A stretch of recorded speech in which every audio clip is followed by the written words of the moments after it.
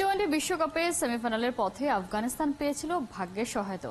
আন্তর্জাতিক গণমাধ্যমগুলো বলছে রাশিদ খানরা যে ম্যাচগুলো জিতেছে সেখানে উইকেট ছিল লো স্কোরিং, আর সে কারণে আফগান বোলাররা হয়ে উঠেছিল আনপ্লেয়েবল। খালিদ জামলের রিপোর্ট।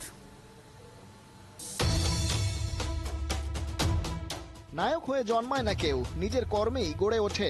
ভিন্ন মত আছে, কেবল কর্ম নয়, ভাগ্যের সাহায্যও দরকার পড়ে। স্পোর্টস অ্যারেনায় টুর্নামেন্টের সাফল্য তেমনি কেবল ইন্ডিভিজুয়াল খেলোয়াড় কিংবা দলীয় স্কিল দিয়ে আসে না, কিছুটা হলেও সৌভাগ্যবান হতে হয়।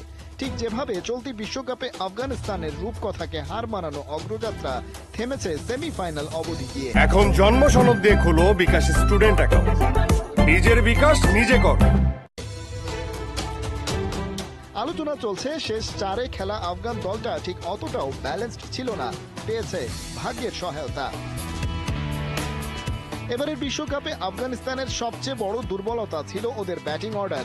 দুই ওপেনার রহমতুল্লাহ গুরবাজ আর ইব্রাহিম জাদরানের পার্টনারশিপ ছিল ওদের অন্যতম শক্তির জায়গা। প্রায় 60 গড়ে এই জুটি থেকে এবারের বিশ্বকাপে এসেছে 450-র মতো রান, কিন্তু বাকি পার্টনারশিপগুলোর সাথে তাদের আকাশ আর পাতাল তফাৎ। দুই ওপেনারের একজনও হাল ধরতে না পারলে পুরো ব্যাটিং অর্ডারের চেহারাই বদলে যায়। মিডল অর্ডার বলতে গেলে কোনো কাজেই আসেনি, তাই বলা যায় ওই গুরবাজ আর জাদরানের সাথে বোলিং অ্যাটাকের ওপর ভর করে সেমিফাইনাল পর্যন্ত খেলেছে রশিদ খানরা। আফগান দলে বিশ্বমানের বোলিং লাইনের সাথে আছে বেশ কজন ওয়ার্ল্ড ক্লাস ব্যাটারও।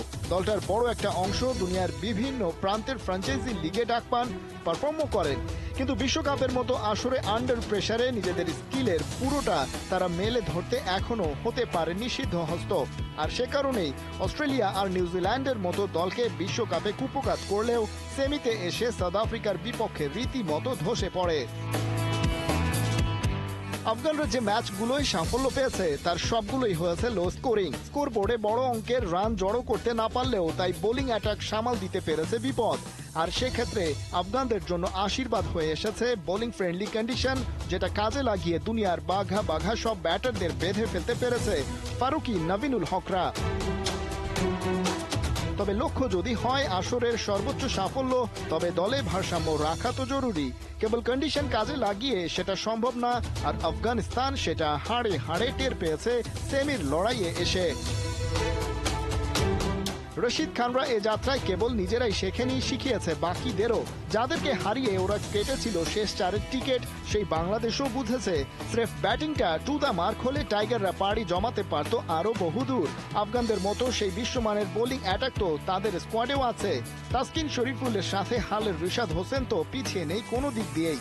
বিশ্বকাপের মহারণে কুড়িয়ে পাওয়া এই শিক্ষা যে যত দ্রুত নিজেদের কাজে লাগাতে পারবে, ভবিষ্যতের গল্প তাদের হবে তত বেশি ইতিবাচক। খালিদ জামিল, ৭১।